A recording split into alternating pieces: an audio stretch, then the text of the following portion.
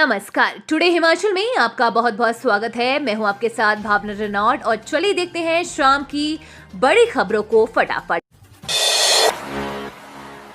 बिजली चोरी करते पकड़े 3 उपभोक्ता, वसूला हजारों का जुर्माना। विद्युत बोर्ड परिषद ने बिजली की चोरी करने वाले उपभोक्ताओं के खिलाफ अभियान आरंभ किया है।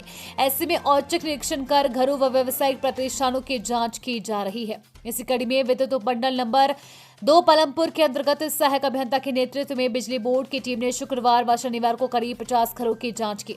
सहायक अभियंता रजनीश कुमार ने बताया कि विद्युत उपमंडल नंबर 2 के अंतर्गत बिजली उपभोक्ताओं के मीटरों की जांच की जा रही है, जिसके कारण कई स्थानों से बिजली चोरी होने की शिकायतें आ रही थी, जिसमें बिजली बोर्ड की टीम ने नगरी, चिंबलहार व राजपुर इत्यादि गांव में एक उपभोक्ता को बिजली की चोरी करते हुए पकड़ा और 64,819 रुपए का जुर्माना वसूला।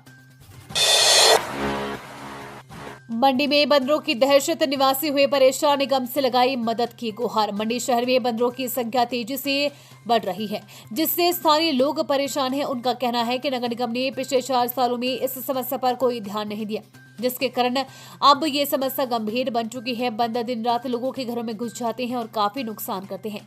अब ये बंदर शहर के हर कोने में नजर आने लगे हैं और कभी कभी तो ये लोगों के लिए खतरे का कारण भी बन जाते हैं। कई बार लोग इनके डर से गिरकर चोटिल हो जाते हैं और कुछ मामलों में तो मौत भी हो चुकी है। हिमाचल प्रदेश के मंडी में कस्टम ड्यूटी चुकाने के नाम पर सेवानिवृत्त अधिकारी से ठगे 1 करोड़। मंडी जिले में सेवानिवृत्त अधिकारी से ठगों ने 1 करोड़ रुपए ठग लिए। छात्रों ने पहले विदेश से भेजे उपहार की कस्टम ड्यूटी चुकाने के नाम पर 20 लाख ठगे और फिर दूतावास कर्मी पर पैसे वापस दिलाने का झांसा देकर 80 लाख रुपए और ऐंठ लिए। सरकारी विभाग से सेवानिवृत्त पधा जिले क्षेत्र के निवासी की शिकायत पर साइबर क्राइम पुलिस थाना मंडी में केस दर्ज किया गया है। शिकायतकर्ता के अनुसार वह सोशल मीडिया में विदेशी महिला के संपर्क में आया। उसने उन्हें उपहार भेजा। उपहार को कस्टम से प्राप्त के लिए विभिन्न करों के नाम पर छात्रों ने उनसे करीब 20 लाख रुपए ठग लिए। इसके बाद खुद को दूतावास के कर्मचारी बताकर एक व्यक्ति ने उन्हें 20 लाख रुपए वापस दिलाने का झांसा देकर 80 लाख रुपए और ठग लिए। नीट और जेईई की तैयारी मुफ्त कराएगा शिक्षा बोर्ड। मॉडल टेस्ट पेपर के साथ मॉक टेस्ट करवाएगा। हिमाचल प्रदेश स्कूल शिक्षा बोर्ड नीट और जेईई की तैयारी में विद्यार्थियों की निःशुल्क मदद करेगा। स्कूल शिक्षा बोर्ड मॉडल टेस्ट पेपर देगा और मॉक टेस्ट करवाएगा। ये मॉक टेस्ट परीक्षाओं की तैयारी कर रहे अभ्यर्थियों के लिए भी फायदेमंद होंगे। शिक्षा बोर्ड के पास जिन जिन स्कूलों ने संबद्धता प्राप्त की है, वहां पर पढ़ाई करने वाले बच्चों के लिए नीट, जेईई सहित अन्य प्रतियोगी परीक्षाओं की तैयारी करने वाले अभ्यर्थियों के लिए मॉडल टेस्ट पेपर तैयार करेगा। इन मॉडल पेपरों से अभ्यर्थी मॉक टेस्ट देकर तैयारी का आकलन स्वयं कर सकेंगे। ये मॉडल पेपर स्कूलों की लॉगिन आईडी पर उपलब्ध करवाए जाएंगे। एक बार नक्शा पास करवाने पर कभी भी कर सकेंगे भवन निर्माण, लोगों को बड़ी राहत। टाउन एंड कंट्री प्लानिंग और नगर निगम की परिधि में एक बार भवन का नक्शा पास होने के बाद उसे हमेशा के लिए स्वीकृति माना जाएगा। इससे लोगों को बड़ी राहत मिलेगी। हिमाचल प्रदेश सरकार ने 5 साल बाद एक्सटेंशन देने का झंझट ही खत्म कर दिया है। ऐसे पहले नक्शा पास होने के बाद लोगों को 5 साल के भीतर भवनों का निर्माण करना अनिवार्य था। निर्माण कार्य न करने की स्थिति में नक्शे को लेकर एक्सटेंशन लेनी पड़ती थी। बाकायदा इसके लिए राशि जमा करनी होती थी, लेकिन सरकार ने अब ये झंझट खत्म कर दिया है। इस फैसले से हजारों लोगों को फायदा होगा। प्रदेश में हर जिला में अलग होगा मॉनसून ब्रेक, जानिए पूरी जानकारी। हिमाचल प्रदेश के सरकारी स्कूलों में समर और विंटर क्लोजिंग छुट्टियों के स्केड्यूल में बड़ा बदलाव हो सकता है।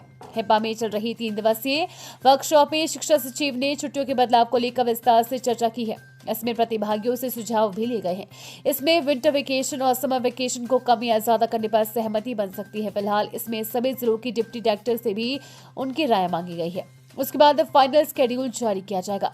गौर रहे कि प्रदेश के स्कूलों में विंटर क्लोजिंग स्कूलों की छुट्टियां 1 जनवरी से 15 फरवरी तक होती है, यानी स्कूलों में 40 दिन का अवकाश रहता है।